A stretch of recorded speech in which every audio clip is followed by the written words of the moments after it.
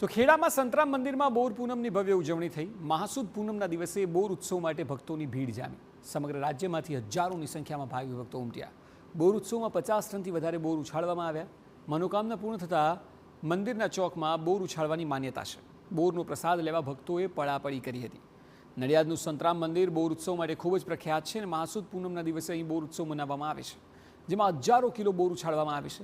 માન્યતા છે કે જે લોકોને સંતાન સુખ પ્રાપ્ત થયું હોય અથવા તો જેમનું બાળક બોલતું થયું હોય તેવા શ્રદ્ધાળુઓ મંદિરના ચોકમાં મહાસુદ પૂનમના દિવસે બોર ઉછાળે છે। દેશ વિદેશના ભક્તો પણ પોતાની મનોકામના પૂર્ણ કરવા આવ્યા છે। કહેવાય છે કે વર્ષો પહેલાં સંતરામ મહારાજે નાના બાળકને બોર આપ્યા હતા, તે બાદ આ પરંપરા ચાલી રહી છે। બોર ઉત્સવમાં ભક્તો બોરનો પ્રસાદ લેવા માટે પણ પડાપડી કરતા નજરે પડ્યા।